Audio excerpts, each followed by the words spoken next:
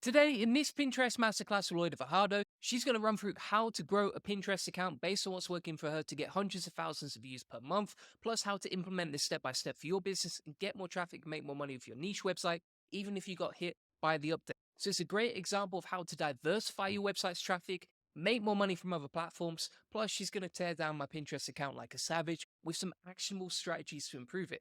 Let's go. So where's the first place to get started with Pinterest? Okay. So the first thing that you really need to know and have before you even start posting anything on Pinterest is your actual Pinterest account. You need to have your image of your company, your profile. That's what needs to be set up properly. So a profile, and then under the profile, there's a description of who you are, what you offer. So that also needs to include keywords. So that profile needs to be set up so that Pinterest knows basically what you are, what you offer. And if someone clicks on one of your pins and lands on that profile, they know what it is that you do. So it needs to be really clear and concise as far as what you do and how it's going to offer them if they stay on your account, what kind of value they're going to get from it. And so that's one of the things that a lot of people just they miss. They don't put their profile, they don't set it up correctly. Then boards. You need to set up different boards, but not just boards. They need to have descriptions that have, or the titles of the boards need to be based also on keywords. So I think of my boards like categories for my blog post. So I search keywords inside of Pinterest, and those keywords that I know that people are actually searching for inside of Pinterest, I use them. I just figure out how can I sort which categories can I come up with so that I can put certain pins inside those categories. So it's just a way to organize things, but it's not just randomly just putting random titles. It has to be titles that are based on keywords. And then the descriptions actually also need to be filled out with a relevant keywords in there as well. So I guess that's the very first place that you need to start. It's setting up the profile correctly with the boards also set up correctly. And so, like with the keywords, for example, how do you figure out what are the best keywords? For example, with SEO, I can just come on to Ahrefs or SEMrush and easily figure out the best keywords to target. What do you do with Pinterest? So there are some tools that tell you how much traffic there is and all of that. But the easy and just, I guess, the quick way to do it is just you just go on Pinterest and there's a little search bar on the top and you just start typing in keywords that you normally for stuff that you think people might be looking for. And it works like Google autocomplete, where it just, you start typing a word, it'll show up several options of things. And those are basically things that are already searching for inside of Pinterest. So if it shows up there, it means people are searching for it. Even though you might not necessarily know how many people are searching for it, at least you know there is some sort of search in there. So it's like you could do the alphabet soup method where you would Yeah. type, for example, like SEO and then A, look at the Yeah. autocomplete, B, etc. Yeah. And that's one way through the head, just the search bar. And then also once you click on that search bar, let's say you're looking for SEO tips. Sometimes Pinterest gives you other keywords below it. So it basically Pinterest is already suggesting other things that people are also searching for. So you can grab those keywords that show up under the search bar. I don't know if you've seen that, if you've played with that, but it seems like Pinterest doesn't show those keywords when it's a keyword that is for like a shopping item. So if it's something like if you're going to purchase an actual physical product, it seems like Pinterest doesn't show those keywords. But if it's anything else, it seems like they are still keeping those there. And then also, if you find a pin at the very top that it captures your attention, you can click on it And once you click on it, you can scroll a little bit down and it'll give you some other keywords when you scroll down. So there are different ways, and some of these are just like hidden and you wouldn't think about it right away. But Pinterest does suggest like several alternatives. You just need to know where to look for them. All right, that sounds good. What we can do is we could actually pull up your Pinterest board if that's okay, and we could Yeah. take a look at some examples of how to do that. So just to make this super actionable, because I know there's going to be some people watching who are like, I have no idea how to use Pinterest, Yeah. or I've never used it before, and that sort of thing. But I think it's good to see how this works. So this is your Pinterest board, right? Yes. And you can see you're getting 220,000 monthly views. Pretty good there. If we take And a look at this example, so what's like the process with this, for example? so, what you mean, like the process of finding the keyword, or what do you mean? Yeah, yeah. So let's start with finding the keyword. Okay. These, like I was saying before, but I wasn't on camera when I was mentioning this to you, but these ones, I was not looking for keywords inside of Pinterest. I was just directly using the keywords that I found on Google.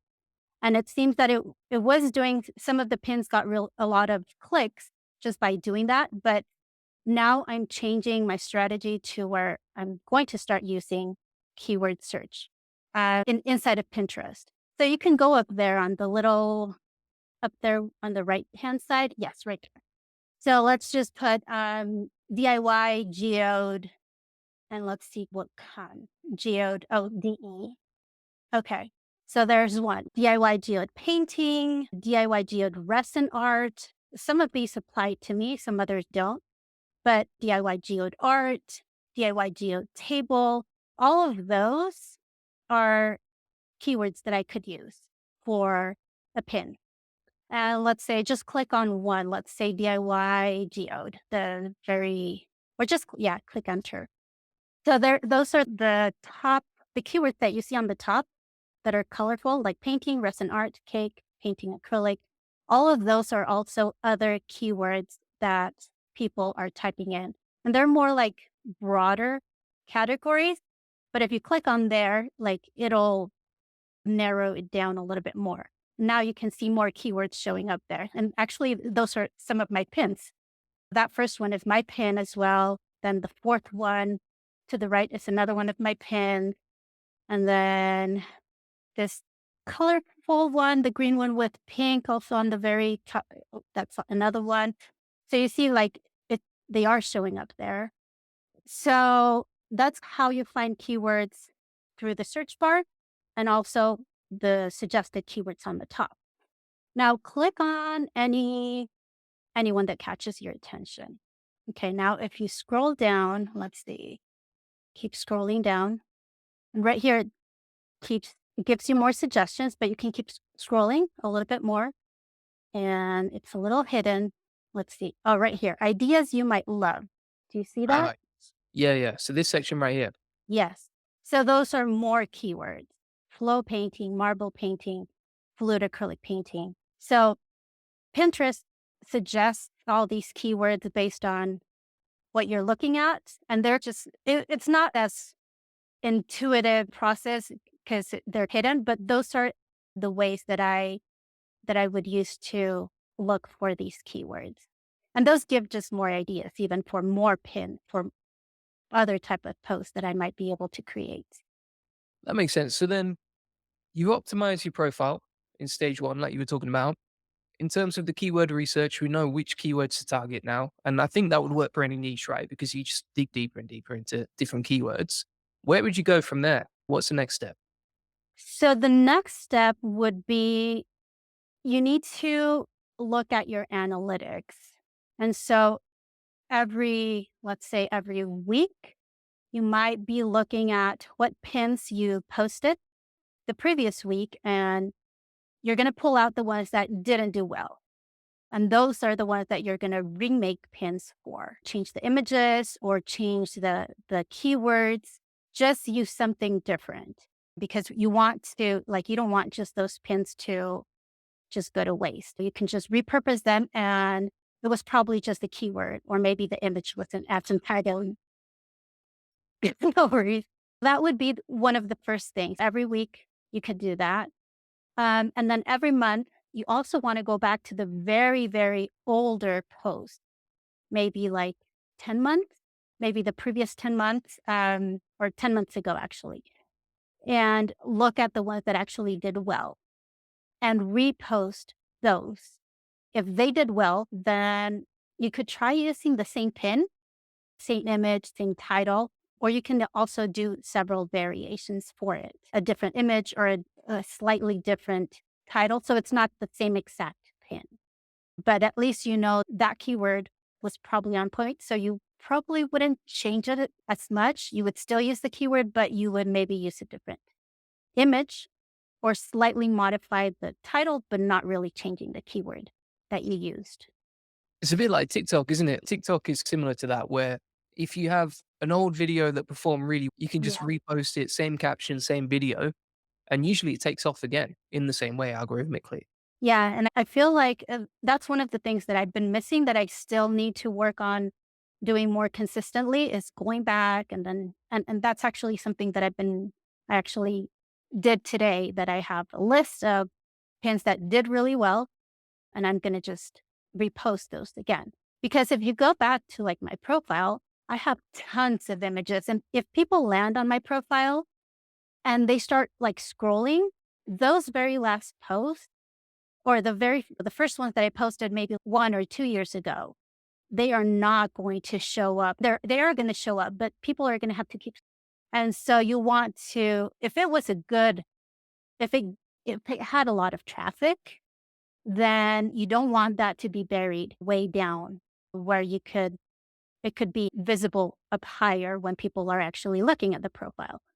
And if you keep scrolling, it's just gonna take forever forever I to do that all day. find.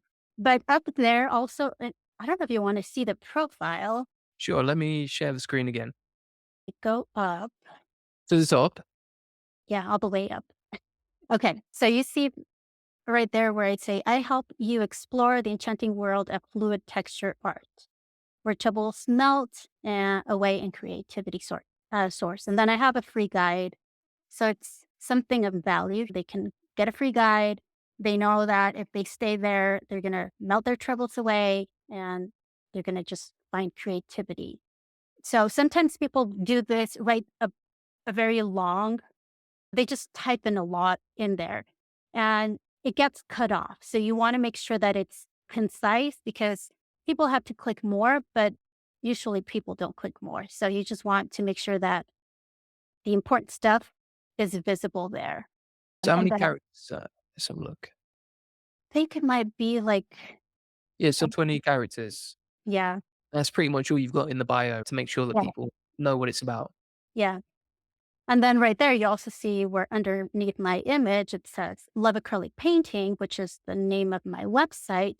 But it's acrylic pouring is another keyword that I want to focus on, and textured art. And so I include those in there as well. And it also helps people know what this account is about, what it is that they're going to actually find in there. Is this for are you basically optimizing this for keywords as well, like you would with a page title or Yes. So basically, yes. Optimize that with keywords, your description underneath that also with keywords. So you see that I mentioned fluid textured art in that little description. So yeah, you want to optimize all of those. Plus your boards. You want to optimize those with keywords as well. Keywords. If you go down, you can see the boards where you click on saved because okay. the boards are on the saved page. Those are all my boards. Acrylic pouring tips, paint pouring supplies, acrylic pouring DIY, color palettes, you know.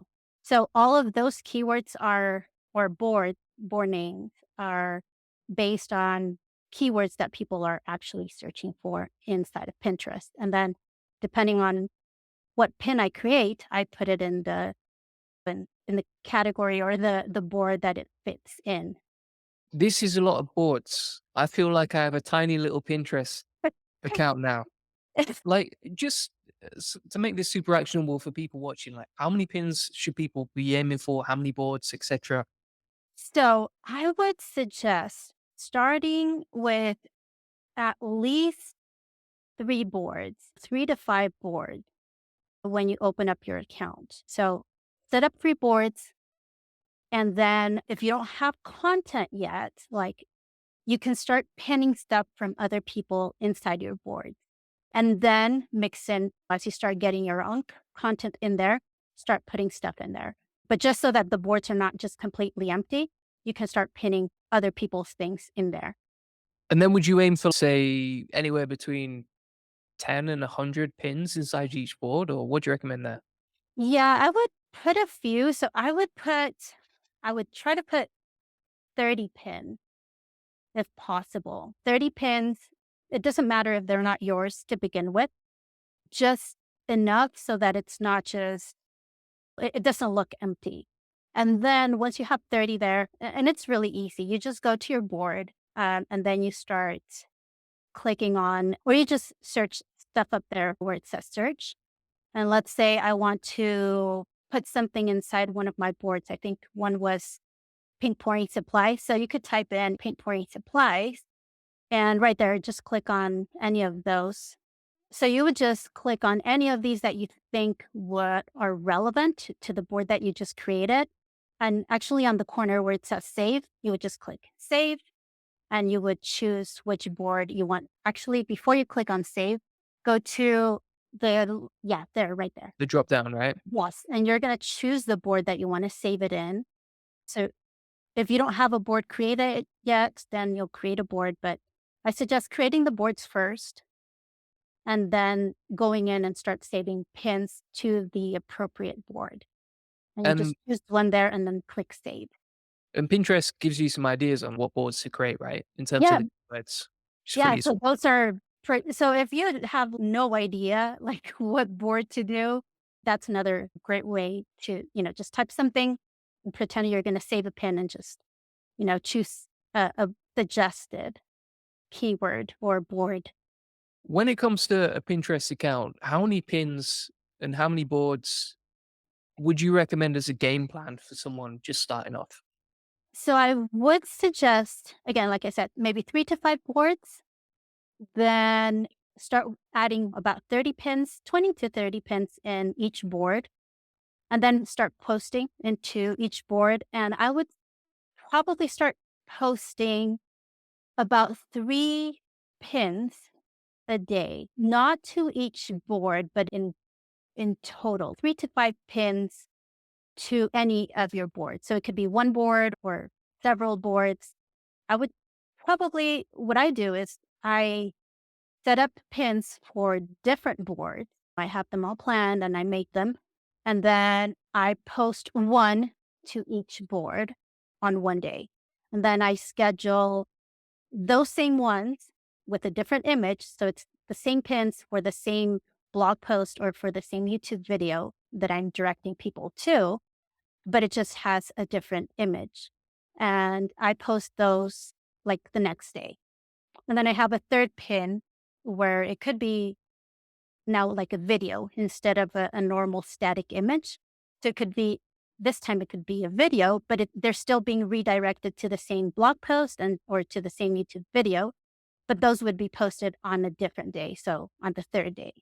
And so I don't like to post everything like 5 pins for the same topic all at once in one board. Because if people do land on your Pinterest account, they just start scrolling, they might see the same heading because sometimes I don't even change the title at all. I just change the image, which makes it easier for me to create many pins. But if I just schedule them all for in one day, then if people land on my profile, then they'll see all these 5 pins in a row for the same topic, just different images. And you need that variation in there as well, not just the same topic over and over. That's why I post several pins for different blog posts one day, and then a different variation on the second day and a different variation on the third day. So, That makes sense, yeah, so you always mix it up so that when people land on your profile, they don't just see the same thing over and over again. yes, you could do anywhere people do between 3 and 10 pins depending on how many boards you have. But yeah, I feel like at least posting every day, 3 to 5 pins is good enough to get started. That makes sense. So just to recap on the process, and if someone wanted to use Pinterest to get traffic, basically you'd start off by optimizing your profile, keywords, some information about you, link to your website, etc. Then you're going to go for the keyword research, checking out the autocomplete, digging deeper under each board. It'll give you some suggestions as well. And then ideally, you want to go with 3 to 5 pins per day. And you want to start off with at least 3 to 5 boards, right? Yes, correct. How long does it take to get any sort of traction when it comes to Pinterest? I know, for example, as SEOs, we're all used to waiting like 6 or 9 or 12 months to get any traction. How long does it typically take with Pinterest? I feel like it takes maybe 3 months if you're posting consistently. Yeah, I think maybe around 3 months, it's when you can start actually seeing some growth because there are some pins that I post initially and they don't really gain traction until a month or 2 later. I just feel like it does take time, but it is something that is evergreen. So in the long run, it's useful. It's better than just like social media. There is more value to it in the long run. Yeah, that makes sense. Because, for example, if you're posting on like Twitter, for example, that tweet just disappears after 24 Yeah, hours, right? 99% of people are not going to see it again. But I guess with Pinterest, it's more evergreen than that. yeah. But yeah, probably about 3 months of posting consistently. And you don't have to be posting every day. You could be posting like once every 2 to 3 days, but just try to keep it in a consistent schedule. If you post every Monday and Wednesday and Friday, then just try to keep doing that every single week. If you decide you want to post every day, then just post every day, but just try to keep it as consistent as possible. Why would you recommend, say, Pinterest over other channels? Overall, I feel it was the best option next to Google just because it's evergreen. And I was focusing more on Google just because I felt like I don't know, it was just easier to rank for inside of Google. And I just went that route. But now, even though I was also focusing on Pinterest, but my major focus was Google. But now I feel like the second best option right now for evergreen content is is Pinterest. And also, Pinterest changed a little bit. So now Pinterest works as a social media platform and a search engine. So that's why I started also doing video pin because that actually works with a little bit different than the other pins, the regular pins. So regular pins are more like evergreen and to direct traffic to your website or videos or whatever. But the video ones, those are more like engagement. Those are more like social media. And it seems like Pinterest right now wants to do a little bit of both. And so they're rewarding those that are doing video a little bit more than the ones that are just doing straight pins and taking people out of the platform. And so I started doing that and I actually saw that the traffic started increasing a little bit more. The metrics went up a little bit more after I started doing the videos. It took a little bit. It took probably 2 months to see a little bit of growth there, but it's finally like picking up again. So it's just I feel like it's the best of both worlds. It's a little bit of social media that you could do, and then it's easy enough that you don't need to do a very long video. You could do a very short video demonstrating something or just an image that has a little bit of motion in it. So they're pretty simple to do, and then just regular pins that just drive traffic to your site. So that's why I feel like it's the best second option that I have right now. And is it worth paying for ads on Pinterest or to get the ball rolling, or do you think it's not worth it? I actually I started doing some ads a little bit ago, but I didn't really get into it that much. So I'm not really sure how beneficial it might be. So like I did try some ads, but I didn't really see much benefit from them, but I'm not an expert in that. So I don't know if I was doing them wrong or I know how to set up Facebook ads, but not Pinterest ads as much. So I don't know if it was just the way I was doing it or if it's not really worth it. But yeah, I don't know what else to say about that. No, I respect that. I'm the same. If I don't know about something, I'll just say. I think that's Yeah. a great answer. I guess one of the biggest opportunities with this is if you look at the recent updates, so many people got hit during the core update, during the spam update, etc. And so it's really the time I think to start thinking about diversifying traffic because that's only going to help your SEO as well. I also noticed that the more updates come along, the more Pinterest grows in traffic directly from Google as well. Like it ranks really well on Google as a high DR site. Do you think this is a good way to recover niche sites that might have taken a hit in traffic from SEO? I think so. At least in my part, that's what I'm doing. And that's what I'm going to focus right now on. Because, like I said, first I was just focusing on Google traffic and was leaving Pinterest a little bit behind. But since I have seen that Pinterest does drive traffic, right now I'm just going to really go deep into Pinterest and start doing basically everything that I actually need to do to just start driving traffic back to my site. Can mine go dinged also? And yeah, I feel like it is a very good platform. It might not work for everybody depending on your niche. That's one of the things that it depends on the niche because Pinterest is more of a visual website for people that are more on that creative side. And there's a lot more females in there than males as well. So more females search for things in there.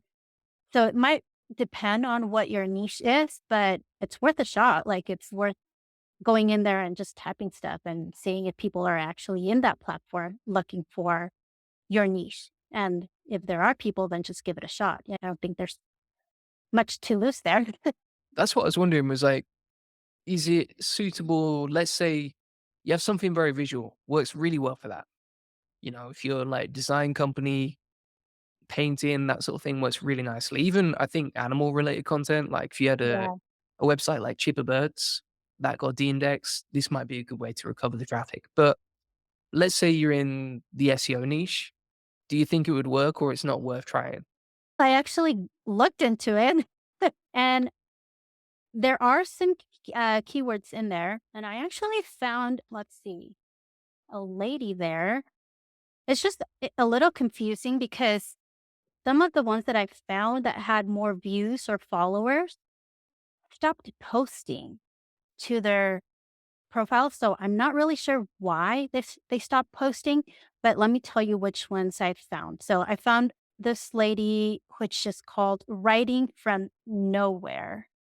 She has 1.6 million monthly views, but she stopped posting about 2 months ago. It's not that long ago. I'm not sure if she's like me, where she started focusing on something else and left it a little bit behind, but looked like she has a lot of views. Then there was another one called SEO Chatter, but that one, they stopped posting 12 months ago. That one kind of got me worried. And then there is another one called a self guru. That one has Oh, we don't like SEO gurus here. No, I'm just yeah, well, 185,000 monthly views. There were a few, there weren't a lot, to be honest. I went in there and I was trying to find SEO stuff, but I did see plenty of pins. And basically, all they are is just pins with huge text on them. So they grab the attention with big text on the pin.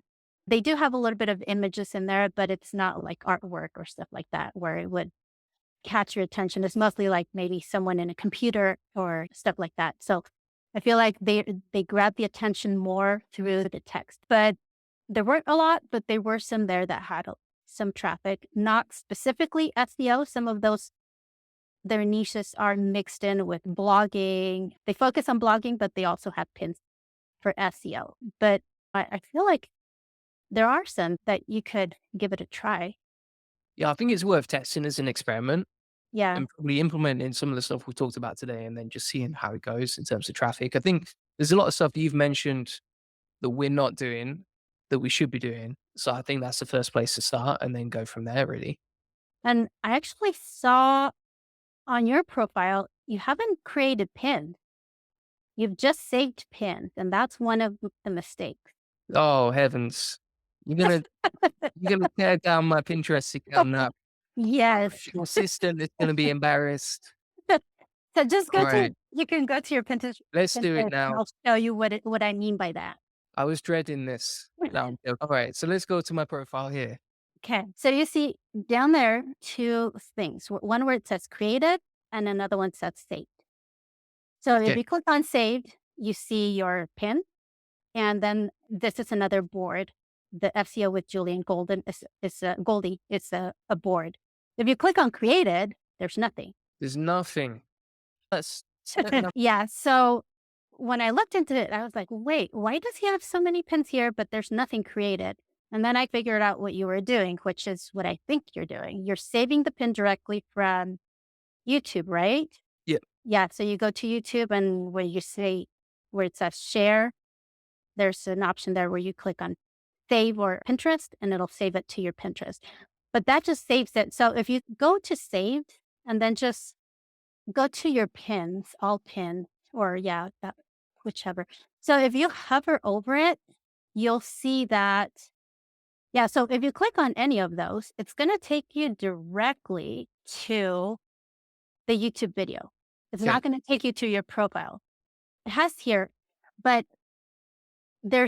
you see there that there's no, right here below the description of the pin, like you can't see your profile. So no, so if people are trying to figure out who posted this, they can't go to your profile because your info is not there and right there. Whereas maybe if you open mine, Yeah. So well, should we try and create our first button? yeah, if you want to, Alright. It's a just so moment in you can history. see. This could be the start of something great here. Well, let's go to created, Yeah. create pin. And then, for example, let's say you're adding a video to this. If you were adding a video, would you normally would it have to be vertical? Yes. So there are some dimensions. I can't remember what the dimensions are, but like on Canva, it'll tell you if you're looking for, just use the same dimensions for a regular pin. So use those for the images, which I think it's 19 by 6, or what is the vertical? I think. Okay, so if you add an image, you would make sure it's vertical right there, and then Yeah. just in the title, description, link in the board. Okay, Yes.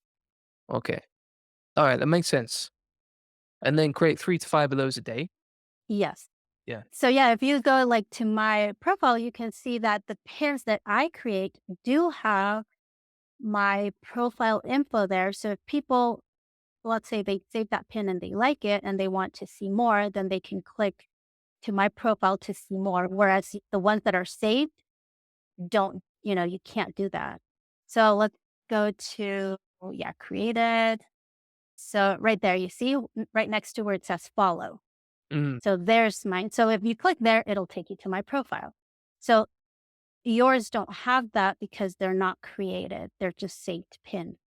And I'm assuming like it's okay to save pins, but you also have to create some. So that way they're mixed in with, you have, yeah, makes sense. At least we know where to start now. yeah, So this seems like something pretty easy to outsource as well. For example, with saving the pins alone, that was quite easy just to record a video, show a virtual assistant how to do it. For example, like someone could give, or I might even do this, give this interview to my team, and then they can just start posting based on what you recommended today. yeah, yeah. I did have someone that was helping me do some pin. I had to give her a lot of instructions just because she was from the Philippines, and her, just the way she spelled things, sometimes her said things was not very written. And so I did have to give her like very specific instructions as far as how to find or how to make those titles. And I just made it easier for her by just saying, just copy the title that I have in the blog Just copy the description that I have in the meta description and then put that in there in the pin. And that just seemed like the easiest way for me to just on while I focused on Google and not have to worry too much about did she do it right? Did she not do it right? But again, I was not focusing on keywords directly from Pinterest, but it was because I was not doing them myself. It was someone that was helping me and she didn't really know how to do all of that. But yeah, if it's someone that can write well and they can just you can just pass this on and just have them help. Do you think you can leverage AI to help you, for example, with the images, the titles, helping your team write better, etc.? Yes, I actually did give her a prompt.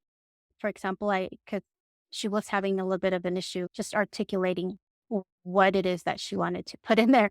And so at first I gave her just an AI prompt, which I tested, and then I told her, okay, just use this and then type in the title of my blog post in the prompt and the keyword, and then just have AI tell you what it is that you want to write and that you need to write, and then just copy that and put it there. So that's another way that I was helping her because that way I ensured that the keyword was in there and that it was better written, or at least written the way that I wanted it to be written.